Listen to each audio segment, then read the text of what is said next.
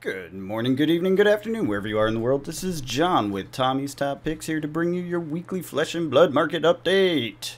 Let's jump into it. It's actually a pretty quiet week. We have a little heat here, little cool there. Oh, I just realized I missed one. Boop. We're gonna do it right now. We're doing it live. All right. So yeah, not much to talk about in Unlimited. It is basically just flatlined-ish.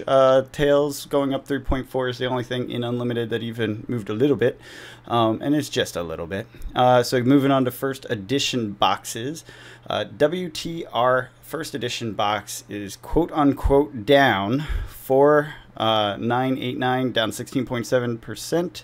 From 5,991, not really. We know this was a list price. It never sold that high. We know this is a list price. It also has not sold that high. When I looked at it, I think the last sold was like 3,500. There was a 4.2, 4,200 sale. So, it's close. It's kind of reflecting what's happening in the market. This is lower than this, and the market sale that was around this time was slightly higher, 42, and this was down. So it's, it's kind of reflecting what's happening. It is a very soft number. Obviously, if you're buying these, don't buy them from TCG Player. Don't use TCG Player as the market. There is other options for that sort of information. Sadly, as the products dry up, the data becomes less and less reliable on a big open marketplace that takes 15% fees. Well, I don't know if it's 15%. Depends on what you're selling and a lot of other details. But anyways, Mon first edition box, 5.7% up to 129. We talked about this. I think we were actually more interested in this coming down up here, right? Yeah, because these ones jumped last week and we thought they might come down. They do not appear to be coming down. So I guess they're just playing catch up with these first editions. First edition moved back up. Nothing really crazy. I mean, it's lower than the previous breakdown from that crazy high that we got.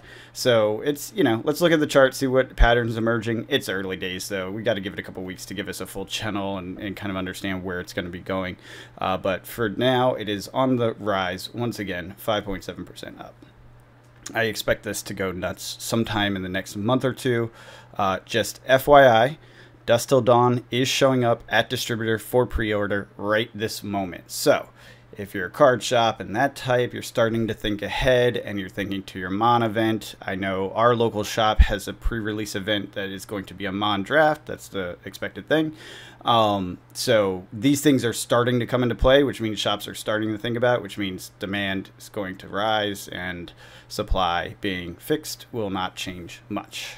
So we will see a potential upswing. But it may not be a lot because it already had kind of a big jump.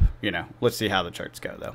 All right, moving on. Quick note, WTR still not listed. Again, this is the price that I saw live in person at Pro Tour. We'll stick with that until we see another price. If you see a sale or a Rudy announcement or something, let me know and we can shift it if there's direct evidence, etc.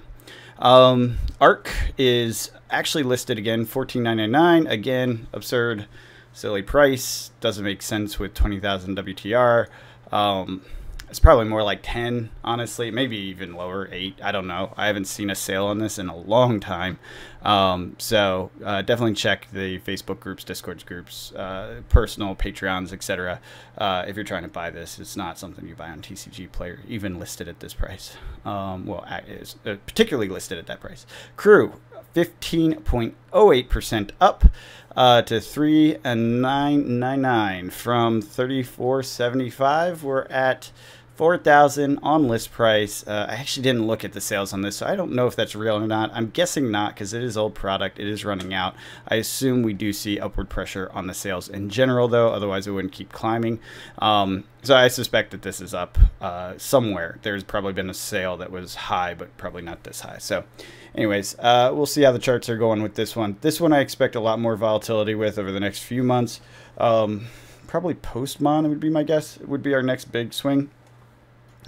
Post Dusk Till Dawn, because that's likely when this hits that next tier of it's been sold out for a long time and less the product is around.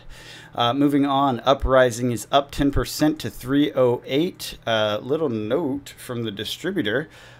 We have run out at least one distributor. Now we have limited access, but we've run out from Uprising at the distributor. It's out of stock now. That said, I think it runs out pretty regularly. I think you get swings around supply. I don't know if this is the distributor holding back, waiting for expected changes in the market, or if it's just a pure factor of waves. We don't really fully understand on the distro side, at least I don't, how Uprising, or 2.0 as it were, is behaving. We do know that they've had waves, so there could be another wave. Like in a week or something, suddenly it's back at the price it was listed before. Don't know. We'll find out. As of right now, we did try to buy some maybe a week ago, and we got denied. The distro was out. So Dynasty, up 4.85% for an honorable mention to 324, still below map. Actually, so is this, honestly. Uprising still below map, so even with it out of stock, this is still too low, you know, right? Isn't that supposed to be 350? I think it is. Let me know in the comments if I'm wrong in that, but I believe it is. And then on to Outsiders, down to 220 or 298. Of course, massive supply on the market, dump in the market, has to flush out. You know, this is the norm. There's nothing surprising here. It just came out. This is how it goes. I'm super psyched about this set, though. I really do love it. Changed the meta, has a lot of fun stuff going on. Very cool set. I did want to touch on a few cards. I know I don't do this too often anymore, but I thought it would be a good idea. Uh-oh, I just realized I didn't shrink this to the size where it does the thing. It didn't do the thing. There we go. Yeah, there we go. There's a couple things that I wanted to call out as possible pickups, and I will say that Tommy and I will continue to do Fab Watch. You know, it's like Baywatch, but Fab, I guess. I don't know. I tried. Spirit of Arena. I don't know how you say it, but this is probably going to get exciting soon, right? Dusk Till Dawn comes out. Bolton has some heat. We know that one Angel Bellana is available to Bolton. So imagine Angels with Bolton's Luminescent, right? He'll have a couple different strategies. Maybe they have synergies. I don't know. I really don't know. But point being, this is a legendary that's $23. That's key to a particular hero that's about to get support. Like, that's insane. That's insanely low. I see no reason why that should exist that way. It's a 2.0 product. Yeah, this is nuts. And the cold foil is under 60, so also a steal. Cold foil legendary under 60 makes no sense, especially with a set that's about to do that. I figured I'd point this out today instead of waiting till Fab Watch because, frankly, time is running out, and this is gonna get targeted as a buyout. It's almost guaranteed with, you know, what's coming up. So a lot of the Rune or Arknight, god damn it, the Rune Blade, a lot of the Rune Blade has been bought up and targeted. It just, a lot of the cards, key cards, have already been targeted. So this being a less favored hero, obviously it's going to be last tier of things, but Prism's been targeted, you know, obviously Rune Blade's been targeted, and Warrior was even targeted, right? Because everyone thinks Dorinthea's in there, or at the very least, this Warrior Bolton, right? But why was his legendary not targeted? Because people don't trust Bolton, I guess. I get that. Point being, that's criminally low for legendary, especially the cold foil. Constellus, also very criminally low, although this is super specialized. I know this is even more specialized, but this is like wizard on wizard combat only, and, well, that's not true. It could also work against Rune Blades. Yeah, this might be actually a good pickup, because people will want this into Rune Blade. So, I don't know. That's the thing. There's one or two others. Ghostly Touch, we know we're getting Prism. Another legendary, Illusionist, 2.0 product. Question mark, why is this not bought up? Don't get that one, so that's another thing. This one did jump. We'll talk about that later. Something to consider, and I didn't think about it till today. I feel a little sad about this. Soraya, you can have a playset of this. This isn't a one of. I didn't realize that. Like, I don't know why I didn't realize that. I just didn't put it together. So this is going to have an unequal upward pressure when Prism gets released, and this is an awesome ally to have. It's a legendary. People will want it in their deck. And having 3 of them, like, yeah, they're going to want that. So take that into consideration. A play set of these, not just one, is definitely a thing people are going to be chasing. It just is. No way around it. And then there was one other thing. No, actually, that was most of it. There's some stuff on page 1 in the Marvels. Scabby Skins being really cheap. Even the black border isn't. is pretty cheap. Oh, Coronet Peak. This is pick it up at some point when you have extra cash. I don't think this is a rush, but ice will come back eventually. This will probably be useful again. Cold foil's under 50 bucks, kind of criminally low for a legendary, but very special. So I understand this is like a slow buy. You don't need to rush on that one. The other two, it feels like any week now they're gonna pop. Yeah, that's it. All right, back to the charts. Sorry, I took off on topic, or took us off topic there, just to talk about those. I think people do like that content. Hashtag review the cards, John. I don't know, in the comments if you think I should do that every week or do some variation on it. I got to figure out a way to do that, but people do seem to like it, and I think the market moves enough that we can do 2 a week and still have new things to talk about every time. So I think it's a good idea. All right, moving on to the charts. Unlimited, WTR up and to the right. Nothing special. Actually, you know what? I'm just going to skip Unlimited because we said nothing happened this week, which is true. WTR first edition. So, yeah, we talked about this price. It's a real price, not a fake price. That is a real price at a real vendor. Not a fake price, so yeah, it just stays there. There's not much to derive from this chart. It's really not worth going over until we see, you know, a massive influx of sales, which I don't see happening ever, frankly. So I will say ARC is an interesting one because these box prices are still low compared to the case price, so they should theoretically get an upward pressure pop at some point to follow this. The question is how long, because we did see this drop under for a moment, and that is crazy for a product this rare. It just shouldn't happen. These spread out over time. The premium, it spreads over time. It doesn't tighten and spread, and it's not an oscillator. It actually just tends to drift apart to the point where a box becomes, well, if we're following Magic, becomes like $10 bazillion, and the cards in it are worth, you know, $2 bazillion, right? So it's one of those things that this should never have tightened so much. I understand why it did, but it never should have. And this is unlikely to tighten a lot. It will follow it, but I don't think it will tighten a whole lot. So moving on. Crew. Like that little check mark. We were looking for this upward spit here. This is my favorite little shape, especially in cards. Tends to indicate that there is a strong floor and demand is actually higher than supply, and that's where you like to be. Premium split here. I do expect this to follow, but I do think this was probably overly dramatically high, and I don't know that it will tighten down to these levels again. It could, though. This is Crew, not ARC. Well, with the print numbers, I don't know. I think the premium's there.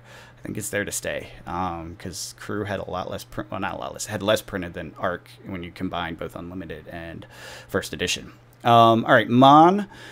Let's see. Not much to derive here yet. Yeah, it's still early days. Let's see how this bounces around. We were talking about this. Bounce up, bounce down, do a couple jiggy jags, and then we'll have an idea of what the bottom and the top is. We did say if it bounced above this line back here that it would be a good sign for the future and that this is potentially a new plateau. It went down 1, 2, 3 weeks and then bounced pretty well above the previous high. So I think it's safe to say, I think it's safe to say that we're in a new paradigm, new price level, new shelf, new step on the step ladder, whatever you want to call it, with Monarch, and I think it will stay. I mean, I don't see why it wouldn't, right? It makes sense with everything going on.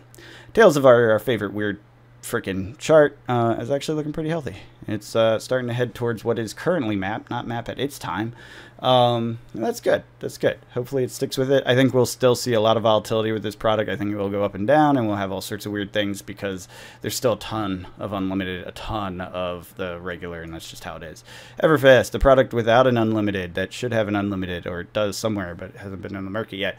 248, supplemental product. Nice little stabilization up here. I kind of like it. I hope we see this curve up and then to the right, and then we get kind of a new fear of lack of supply. I don't think it will happen. I think we have plenty, but without the Unlimited, it's going to act up a lot faster than Tails will, even though Tails is older, right?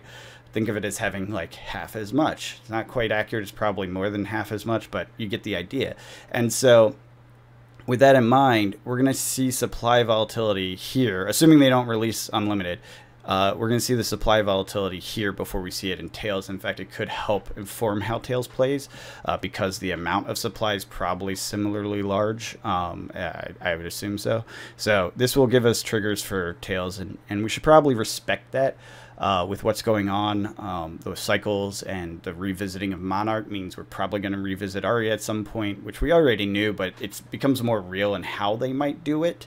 And I think it would be interesting if like Aria's opposite was Savage Lands, and that's the next set, and then it ties back a little bit. Maybe you have elementals in the Savage Land, makes sense, right? Maybe they're not quite the same, but it's like a what do they call that, yin and yang, you know, like the light and the dark side.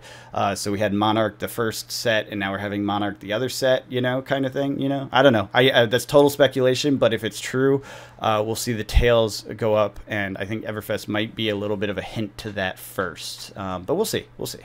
Moving on to this box price, nothing crazy here. Just sticking in parity for the most part. That's kind of what it does. Uprising, madness. We had the madness moment, and then the market bought it up. It was only $2. It looks like it's crazy dramatic, but it's really not, because it's so tight. It's like a couple bucks. It's not even worth doing arbitrage on, so not that crazy. Dynasty cooled off, fell off a cliff, and bounced. It's a good bounce. I like the bounce. Let's see if it holds up or if we're still on a downward curve. This may be a macro downward curve in just supply. This, you got to remember, most of the supplemental sets sit on the shelves longer, seem to move a little slower. There's just not as much demand typically as quickly because it doesn't get drafted. So I think you do see the slump and check up, you know, over time, and it will be a slower curve for supply drain, which is fine. I think it's a totally acceptable situation to have the sets that serve every class on the shelf longer. It makes total sense to me. And a $3 ARB opportunity. Nothing to really report there. Outsiders, interesting stuff. Not really. It just came out. It's all map and goofiness. We'll keep an eye on it. We'll see what happens. I bet it follows what we saw with Uprising, generally speaking. I like that first bump. We talk about that every week. No point in that. Yeah, so $9, $10, $11 ARB opportunity last couple of weeks. There's been a few. Right now there is one, so there you go. If you want $11 ARB, there you go. I don't really think it's worth it, but hey, it's still going to be out there for quite some time. Very excited about that. Dusk Till Dawn, current prices on TCG Player. Yes, it is listed there. $100 a box, $400 a case. It's pre-orders. It's not real. I mean, I guess it is technically real. You can technically buy it, and you will get it from that shop, right? But I wouldn't take that as a huge sign. I'm not even going to track that data yet. It's too soon. Maybe towards spoiler season I'll start doing it. So anyways, I hope you enjoy the content. This is a different format. See, leave me a comment. Let me know what you think. If you like it, you don't like it. If it's too long, if it's not interesting enough, if you'd prefer more Tommy, hashtag more Tommy. Always want more Tommy, right? I don't know. But until next time, I hope you're out there cracking packs, playing games, crushing this game that we love. Until next time, have a good one.